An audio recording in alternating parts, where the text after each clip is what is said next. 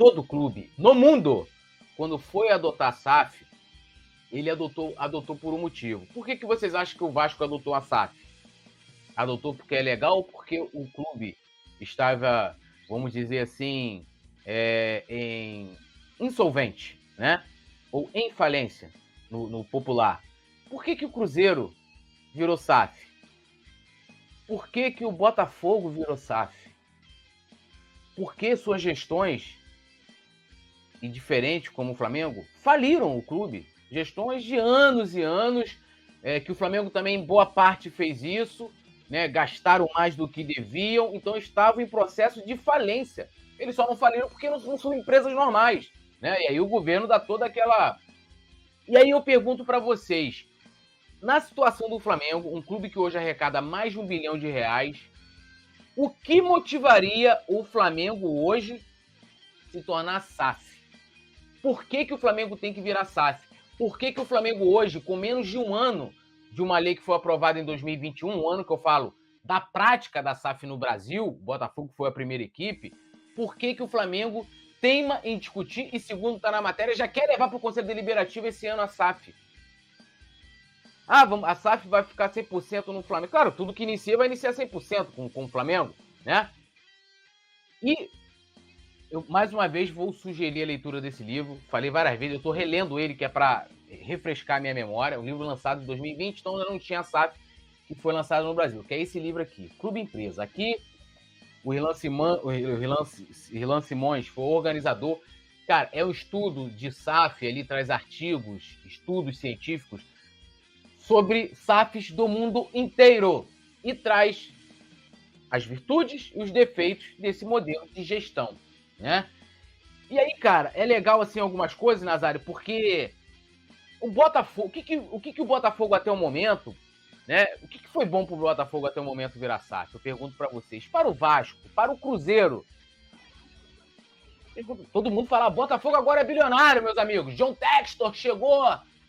John Textor está pegando os poucos valores que tinha o Botafogo e levando lá para fora, né? Levando lá para fora.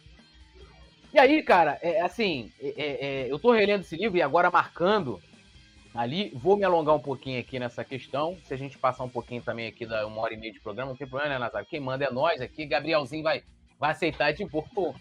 Mas Gabrielzinho aqui, é gente boa demais. É gente boa demais. Aí o Vicente vai falar assim, o Vicente vai falar algo importante, não precisa virar SAF para se profissionalizar, isso é muito óbvio. Aí aqui, cara, o Irlan Simões, ele faz o artigo de abertura do livro, tem artigos de diversos pesquisadores, autores e especialistas, né? E aí ele fala aqui, ó, ele vem vamos dizer assim, desfazendo 8 mantras. Um deles é o seguinte, eficiência corporativa. Por que acontece? Para você criar uma SAF, você tem que demonizar tudo que é tipo de gestão considerada amadora e associativa. Isso é ruim, isso não presta, só tem gente antiprofissional, falta transparência. Você vê só, a própria direção do Flamengo falando que ela não é transparente, que ela não é profissional, que ela não tem governança, né? Você precisa demonizar. E o Flamengo é a prova do futebol brasileiro, não vou dizer mundial, porque a gente tem Real Madrid e Barcelona, que são clubes associativos até hoje, que provam que mesmo sendo um clube associativo sem fins lucrativos, ou seja, o que o Flamengo hoje, não é que o Flamengo não tenha lucro, mas o que o Flamengo tem de lucro hoje, que é diferente da SAF, esse lucro ele não é revertido aos sócios, ele é revertido no próprio clube. Vai comprar jogador, vai investir em estádio, vai investir em CT. Já a SAF é diferente, ela tem o objetivo de lucro. Então a primeira coisa que esses caras fazem é querer demonizar. O Flamengo mostrou sim que é possível fazer. Precisa evoluir? Tudo precisa evoluir, inclusive a SAF que a gente está vendo. Aí ele fala aqui, ó, eficiência corporativa. Apenas neste século, nada menos, Nazário, que 43 clubes ingleses declararam insolvência. Clubes que adotaram SAF. Número próximo do que ocorreu na Espanha. E também do número de falências decretadas no futebol italiano, onde alguns clubes definitivamente deixaram de existir. Aí ele fala aqui, ó, um adendo, né? Uma nota, Parma, Nápoles, Palermo, Fiorentina e muitos outros que hoje desfilam no futebol italiano, na realidade são chamados de Phoenix Clubs, novas empresas de futebol às quais foram concedidos os símbolos e os resultados esportivos daquela empresa que foi liquidada. Ou seja, esses clubes adotaram a SAF, faliram com SAF, e a gente está falando de clubes grandes do futebol italiano, Parma, Napoli, Fiorentina, Palermo já é de segundo escalão. Faliram, tiveram que fazer um conglomerado e deixar que esses clubes usassem as marcas falidas, né, de Fiorentina. Isso aí é um dos resultados, né? Aí ele fala aqui, ó, racionalidade de mercado. O futebol negócio no século XXI, como já dito, sequer se apresenta como um negócio comum. Clubes continuam não sendo guiados pelos resultados financeiros, mesmo sob o formato de empresa. A gastança desenfreada e sem lastro nas suas receitas reais é sempre compensadora para garantir superioridade esportiva frente a seus adversários. E muitas vezes nem é recompensada. Gente, pega lá o que os americanos que compraram o Manchester United gastaram em dinheiro com o Manchester. E olha como é que está o Manchester hoje, esportivamente falando. Pega o próprio Chelsea. Pega o próprio Chelsea comprado lá pelo Ibrahimovic. Quantos títulos o Chelsea ganhou? Será que todo investimento que esse cara fez valeu a pena? Né? Aí aqui continua. A atração de investimento. Como explicado no início do artigo, esse momento de capitalização existe, porém é absolutamente efêmero, o tal do investidor, né? Ilimitado, salvo aqueles clubes bancados por mecenas. A palavra investimento pouco existe no futebol atual, onde ele existe, os pontos anteriores explicam a motivação, né? Liberdade da política, né? Sociedades anônimas convencionais são guiadas pelo lucro, mas estão sempre convivendo com as divergências entre seus acionistas, que muitas vezes redundam em disputas judiciais. Nesse quesito, sim, as empresas do futebol são bem fiéis ao modelo. De toda sorte, quando se fala em política para se demonizar o formato legal associativo, não se cogitam outras dimensões da política, os interesses políticos eleitorais dos proprietários, ou seja, os caras que têm outros interesses e passam a investir, né, no futebol. A gente tem vários exemplos disso, por exemplo, aquele fundo lá do Catar que investe lá no PSG, a gente sabe que o Catar é uma ditadura, não respeita os direitos humanos. Os caras compraram a Copa do Mundo para dizer que o país é uma outra coisa. A gente teve o próprio russo, o Abramovich lá, que comprou o Chelsea também, o cara envolvido em várias questões contraditórias, vou colocar dessa forma. O grupo que comprou o City, formou o City também, lá, os sauditas, né?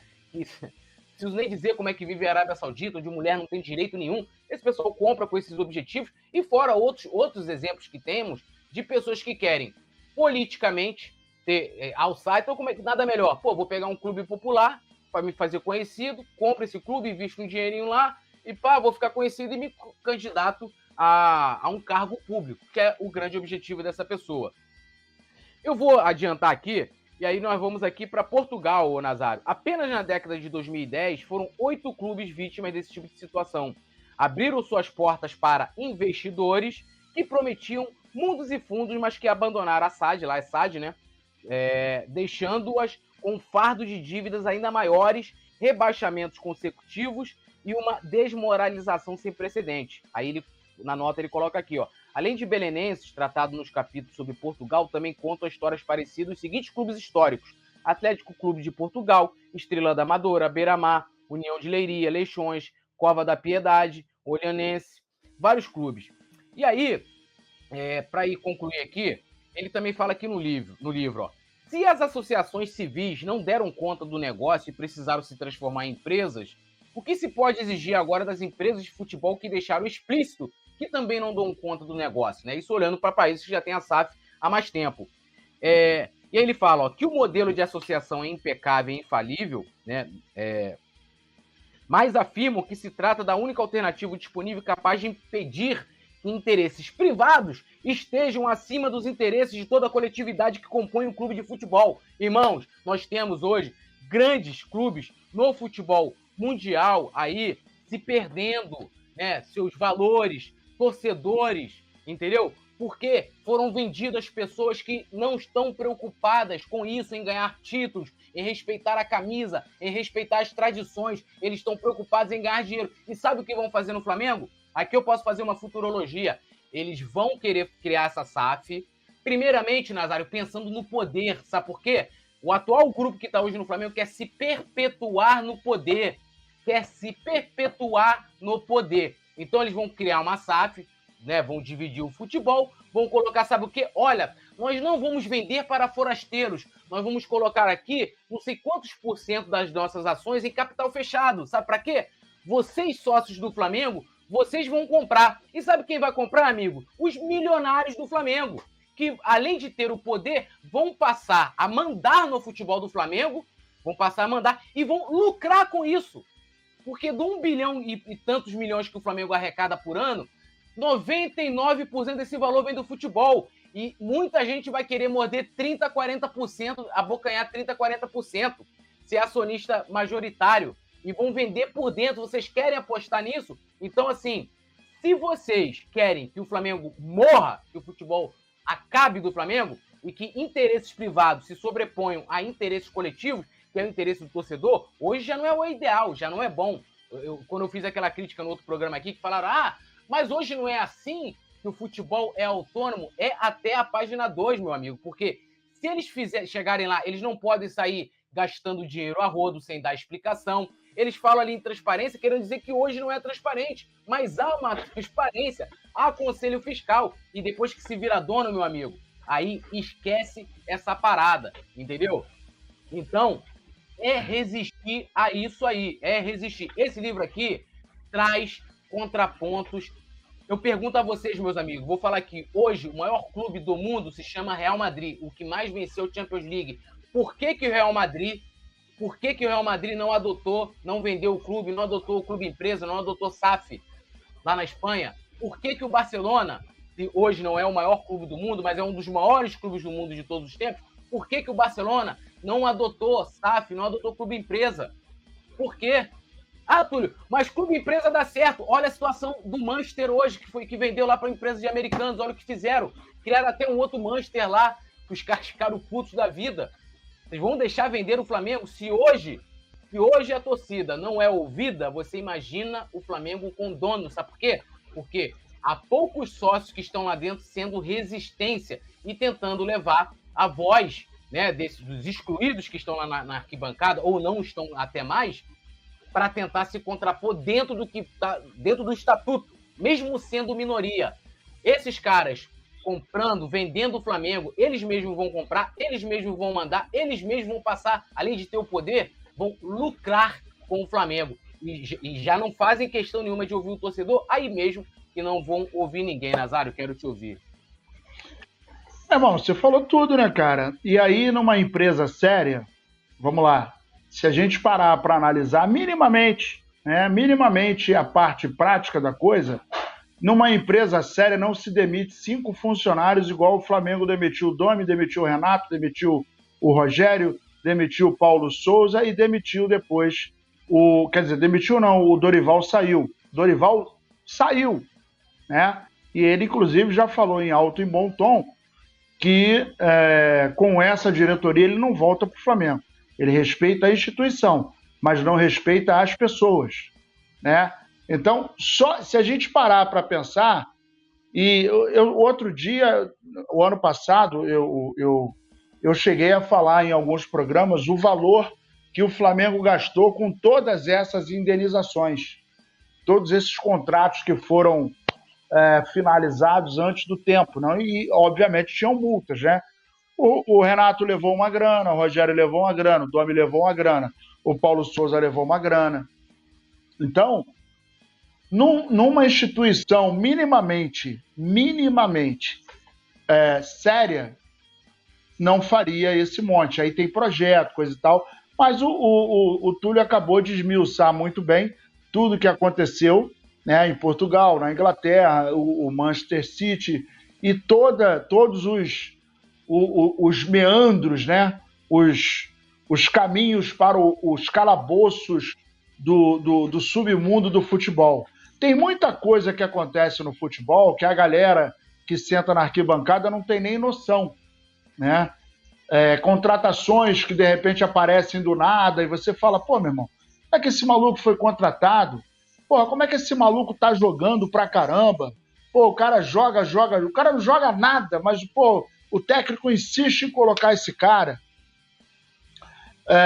Há quem diga, inclusive, que, por exemplo, todos os jogadores, ou quase todos os jogadores que foram vendidos para o exterior, eram jogadores que eram sistematicamente convocados para a seleção brasileira. Essa é uma explicação que a gente até hoje não teve. Então tem muita gente muita gente no futebol que sempre ganhou dinheiro. Isso não é uma acusação, isso é uma constatação, sou eu que estou falando, a história diz. Muita gente, mas é muita gente.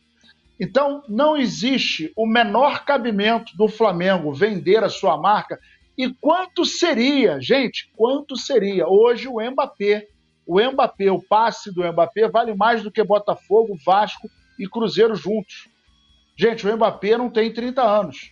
Quantos anos tem junto Botafogo, Botafogo, Vasco e Cruzeiro? Se você juntar essas três instituições, né, o número de torcedores, a história desses clubes.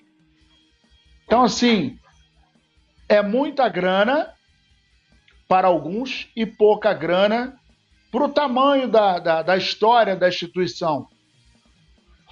E uma coisa que eu acho muito importante, que o Túlio acabou de falar, é que se hoje o torcedor não consegue ter voz, com o SAF vai ter menos ainda. Ou vocês acham que se alguém quiser entrar no treino do Botafogo para falar que o time não é bom, coisa e tal, e pedir uma audiência com o John Textor, ele vai atender algum torcedor? Não vai. Se alguém invadir o São Januário para falar com os dirigentes do 777 Partners, não vai. Assim como o Ronaldo, que é uma figura pública, não vai dar ideia para torcedor. Ele simplesmente virou para o Fábio, o goleiro, que estava lá há 290 anos, meu irmão, um abraço, não quero mais você aqui. E acabou. Não vai considerar a história. Ah, Nazário, mas não tem que considerar a parte técnica? Tem, claro que tem. Mas tá aí, o cara tá no Fluminense. Então, pô, ele não funcionava lá e funciona no Fluminense? Então, assim, são coisas que acontecem no futebol e que nós, né, torcedores, tomara que o conselho também, né, do Flamengo, na sua maioria, lute, né, com todas as forças para que o Flamengo não vire uma SAF. A minha torcida é para que isso não aconteça, porque senão é o que o Túlio acabou de falar. Se o Flamengo virar uma SAF, o Flamengo vai morrer. Alô, nação do Mengão! Esse é o Coluna do Fla. Seja bem-vindo! Se inscreva no canal, não esqueça de deixar o seu like, pega o link, compartilha pra geral, comente bastante, queremos te ouvir. Aqui você tem a melhor transmissão dos jogos do Flamengo na internet. O Coluna é brabo e tem o Podfla, o podcast da nação. É muita resenha e um show de cobertura do maior do mundo, do jeitinho que a nação merece. Esse é o Coluna. Saudações rubro-negras!